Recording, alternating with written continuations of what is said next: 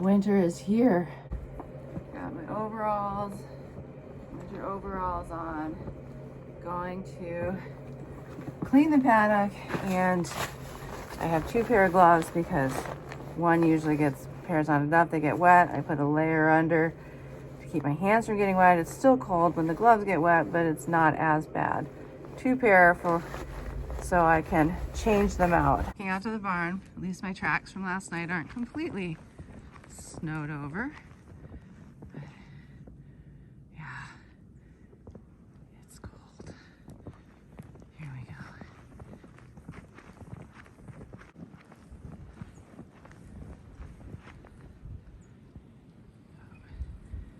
Neighbors out plowing. Oh my gosh. It's all at night. They're just both kept in this area at night in the lean-to. It looks like Fina's behind the wall in the stall. Good morning, June. What do you think of this cold weather and snow? It's your first snow. I know. I come to feel your hay bags and clean your paddock. Oh, there's Miss Fina. She's coming out of hiding. Have heated water. They always have access to water, which is heated. And then this is where they're staying the night. I had been keeping June separate at night. Hey, I do separate them for grain, so they still have food left this morning. So I hang the hay bags in the morning and at night. So essentially, it's 2 full bags of hay a day, twice a day, and that seems to be enough. It gets them overnight with some left, and it gets them to the evening with some left. And then they spend a lot of time in here. I'm gonna open up this gate so they can come in and out, and they can go play in the snow today if they want. And then I've been shutting that up at night. Just it keeps them up here in this area where it's safe. If the wind's blowing, they might go and stand out in the middle of that field because they hear the trees creaking, but there's not any trees that could fall into this paddock area, so they are actually, I think, safer than all around the edge of their pasture. We've got some trees ready to come down. We have one there that fell on that tree. Usually, and if there's a windstorm at night or during the day, I'll probably keep them in as well as at night. Gate is open. They are free to go out. And they'll spend I'll keep this open all day. I close it up at 6 o'clock, which between 5:30 and 6 is when it gets dark. But they are free to hang out in the lean-to all day. I have different salts out. Obviously it's a dry spot. Again, it'll get fresh bedding.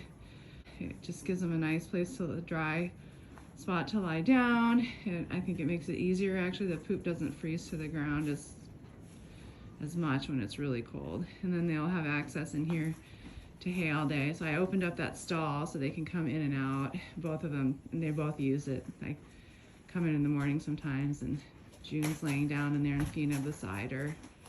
So they're, it seems to be working out. And then they both have the whole paddock area at night to move around, access to the heated water. The other day, June's water bucket was, oh, she's looking at the wheelbarrow. Her water bucket was frozen, so I'm like, I think it's time. And I'm essentially feeding them the same hay. June was getting a finer hay that was easier to digest, but so they're both, one is first cutting and one is second cutting. So I'm putting out a little of each first and second cutting in the hay bags. And again, I'll fill those up today, and then at 6 o'clock when they come in at night, I'll fill it up, and that's left from last night. I did it about 5:30, and that's what's left over. So getting a little bit of waste on the ground, but not much. Nice, dry, clean area. It's a great windbreak back here. We've got really 3 sides, and then 4 sides there. Yes, open, but it stays dry, and then all the woods over here kind of acts as a windbreak as well. And good morning, Miss June. It's time to clean. And they may not, you guys may not go out, will you? It's comfortable up in here.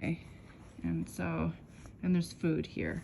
So good chance that they're just gonna stay up in here all day. And that was the case yesterday. I came home last night. I actually cleaned this quite well. And this is just from overnight. So it's just like having a giant stall to clean.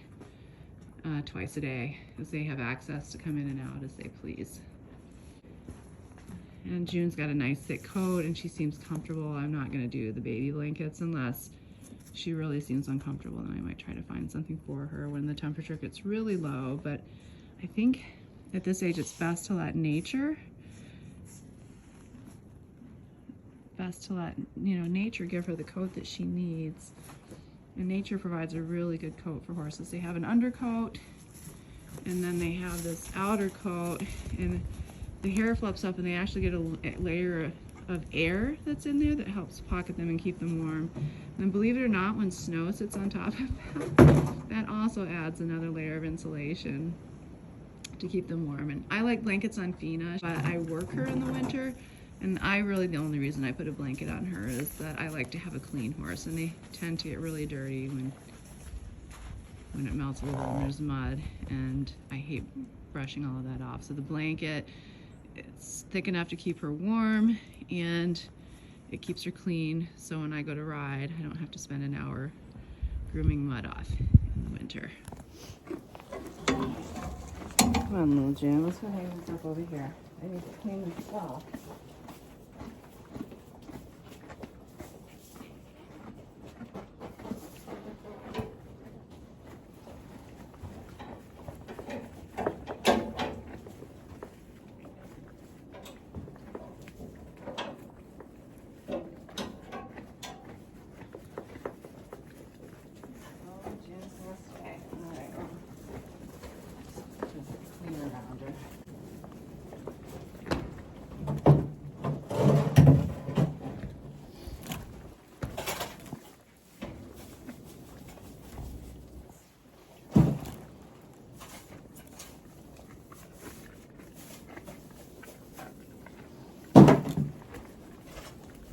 Some of this is still pretty dry, so they pee a lot in this one spot, so I'll try to leave as much of the bedding that's still dry and then pull that into the middle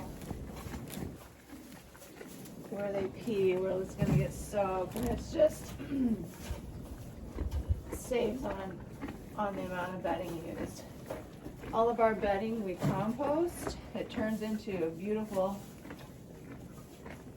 soil that we use for gardening. Before I started managing my own horse manure, I never realized that process, that manure, this includes cows and horses and the herd animals that eat the grass. Their manure will compost into this beautiful, rich, black dirt soil that's why they use it as fertilizer. That then again, the horses eat the seeds, birds spread seeds. I'm not exactly sure how that works, but it creates a rich, fertile soil to grow more hay for the horses to eat.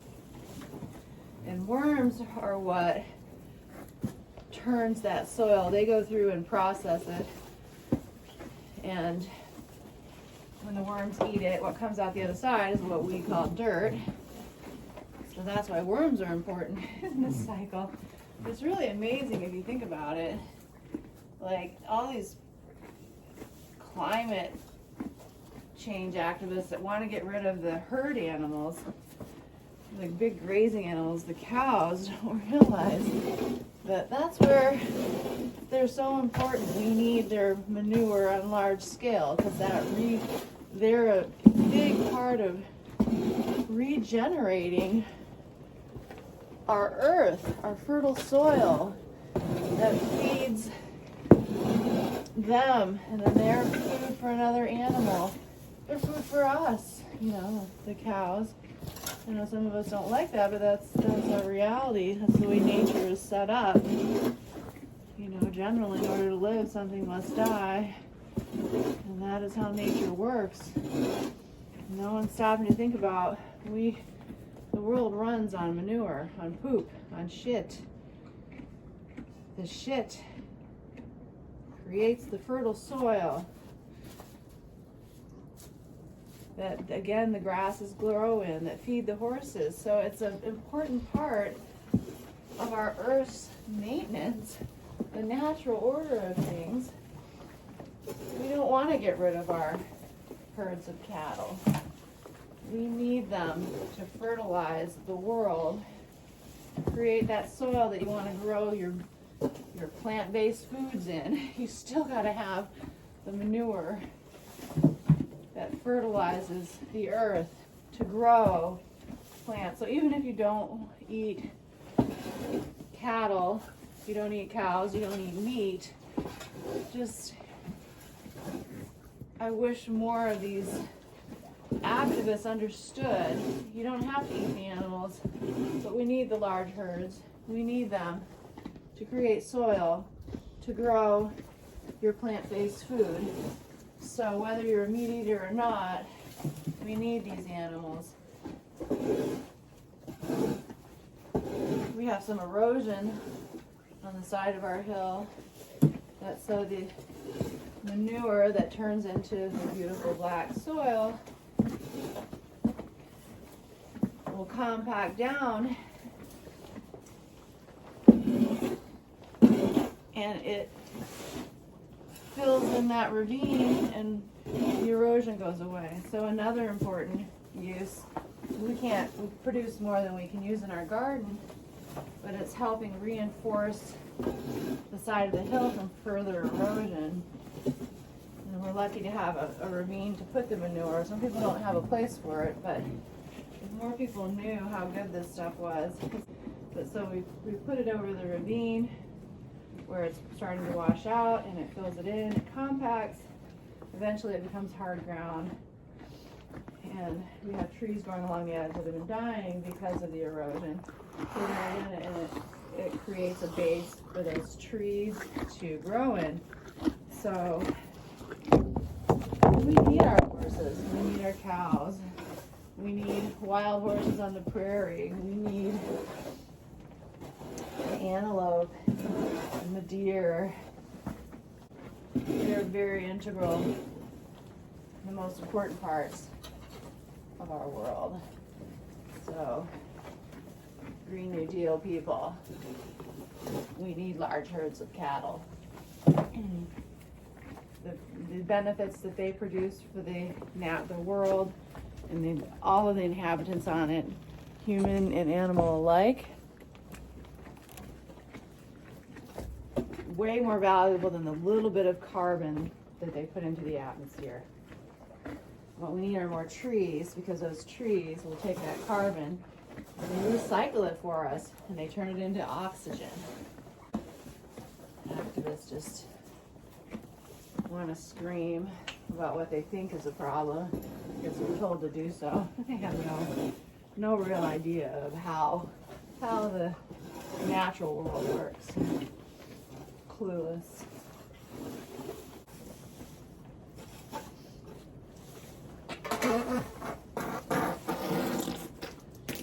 Uh-oh. We got some diarrhea. Here, help me, June.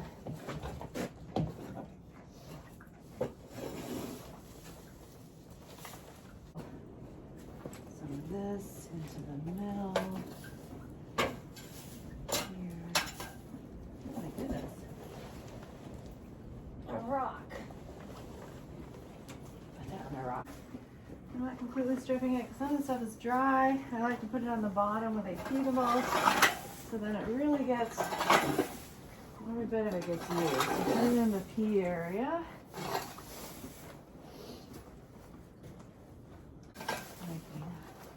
I'm working on it. Over here. That's kind of wet. I'm going to leave that over on this side. The stuff will be here. I'm going to try this. Another pea spot over here. And pull this over there. So it'll just soak up on the bottom there. Okay, and then I'm going to pull all this forward over there.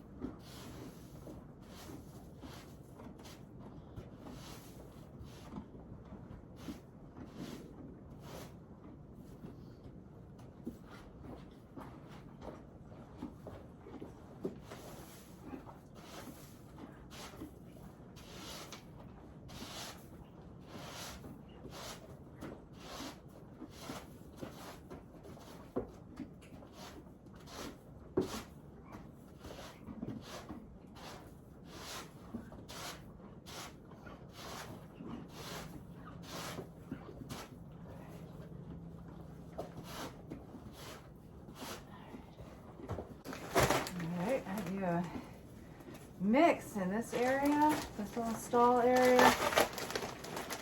They're over here and they pee a lot, so I just do shavings on the bottom to really help absorb the pee. And then I do like, so far, this is my, since I started doing this, 1 bag a week. And then I and then add straw on top, and then as the week goes and I clean out the stall, I add straw. And then once a week, kind of do what I did today. I have at one point, I only put a half a bag of shavings and I had to totally strip it.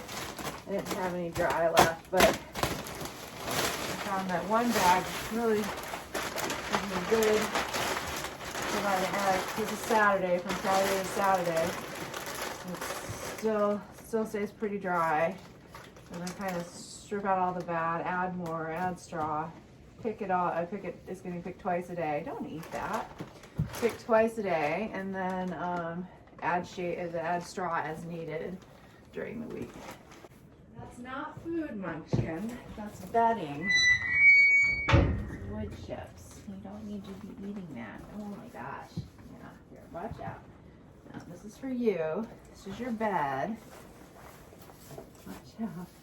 I do have some rubber mats in here. Not every area has, this area doesn't have a rubber mat, but right up against the wall in front of the door, and then there's another half a rubber mat over here. I'm actually going to change and put another large rubber mat, so more of this area over here will be covered eventually, but I just haven't gotten to it. So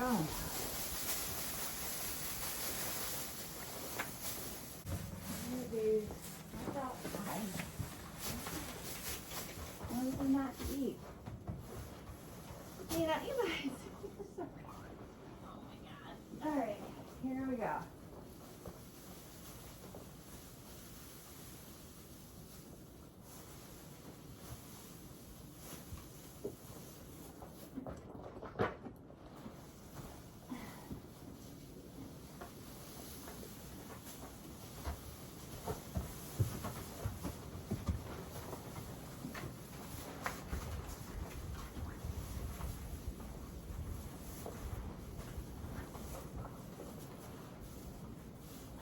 Get it all the spots covered.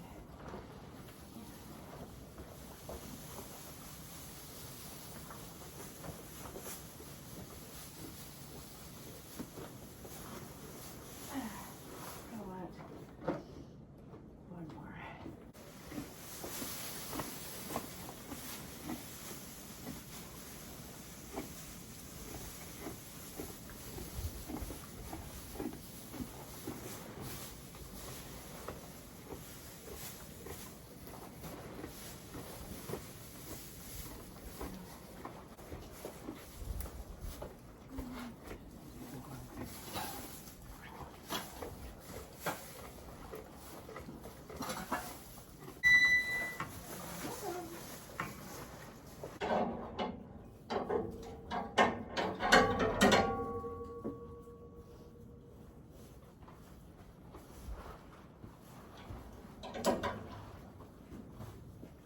In a minute. All right.